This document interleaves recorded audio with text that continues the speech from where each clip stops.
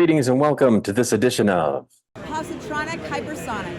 I'm Barry Peacock, and I'm here to talk to you about the latest episode of My Adventures with Superman. It was called The Machine Who Would Be Empire.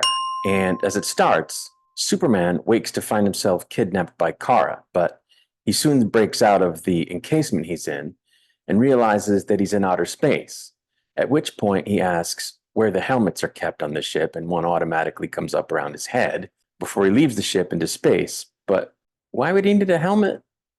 Superman can breathe in space. Anyway, he realizes that he's nowhere near Earth, and when he laments this fact, Kara tells them that Earth is no longer his home and that they're going to create a new Kryptonian empire, at which point they'll return to Earth to conquer it.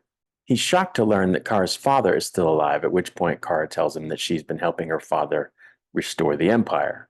So Superman asks her to show him what she's talking about, and she takes him to a sort of hollow projection of memories of the last days of Krypton. Superman reminds Kara that Krypton is gone, but says that on Earth there are people in his life, and he wants to show her projections of his memories of Earth, including memories of when he was being raised by the Kents. But all Kara can see is how his parents made him hide and diminish who he was, which of course he needed to do. When the memory ends, Superman discovers that Kara's been keeping pictures of Jimmy, which apparently she's been doing because she kind of has a crush on him, but she tries to play it off as reconnaissance. She's also got relics from other planets, including Thanagar, which she's been hiding because her father says that her affinity for objects that aren't Kryptonian is a weakness, as well as that she should only do things that will help her become a strong Kryptonian warrior. So Superman asks her what it is that she wants versus what her father wants. So she takes the ship they're on to one of the planets she's visited to show him. But when they come across a minefield that the ship can't navigate around, they have to leave the ship to clear the way manually, at which point Kara pretends to suffocate in the vacuum of space from a fake helmet malfunction. At the same time, the entity that I guess she's been referring to as her father doesn't like that she's taken the ship off course and sends a bunch of Kryptonian robots after the ship. She then reveals that she and Superman don't need the helmets, which I guess Superman didn't know. And then she starts hurling asteroids at him as if they're engaged in a stellar snowball fight, and he plays along, which Kara clearly enjoys. When it seems like Kara gets stuck inside a very large asteroid, Superman punches it apart after getting stronger instantaneously, which he says has been happening whenever he needs to save someone he cares about, which he always thought was just a Kryptonian thing, but it isn't, as Kara explains, because she can't do it. When they arrive at Thanagar and find it desolate, Kara is surprised, and she says that when she was last there, the planet was thriving, but she seems to have flashbacks of it engulfed in flames that she doesn't understand. As she tries to make sense of what she's seeing, the Kryptonian robots arrive, and Kara decides that she's delayed their trip to Kandor for too long. So she proceeds with Superman to the Kryptonian space station she's been operating from. And when she kneels before the person she thinks of as her father, Superman asks why they would kneel before Zor-El, but Kara has no idea who Zor-El is, even though that's her father.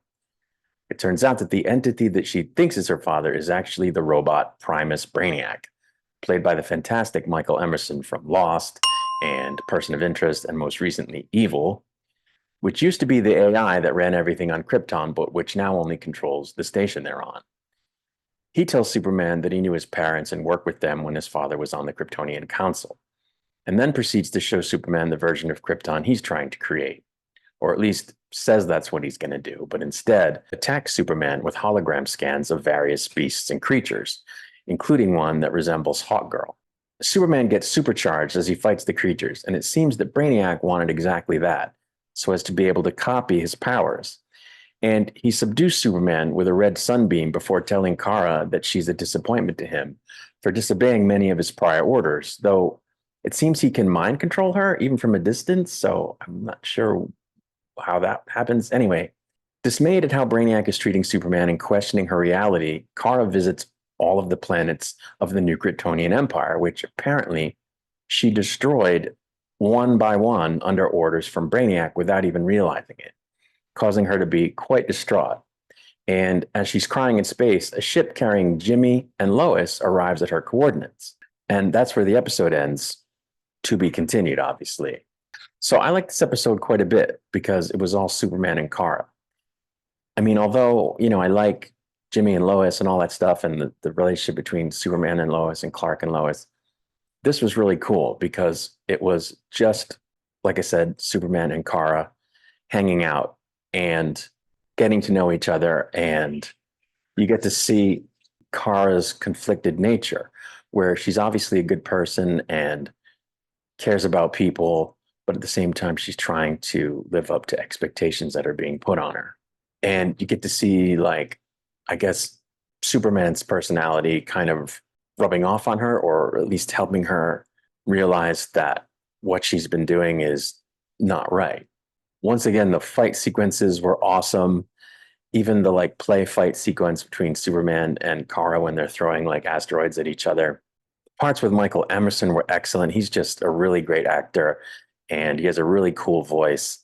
And they sort of, made it sound robotic for this, but you could tell it was him. But anyway, he was really, menacing sounding, which he's really great at doing, just like he did in Lost and like he does now on Evil.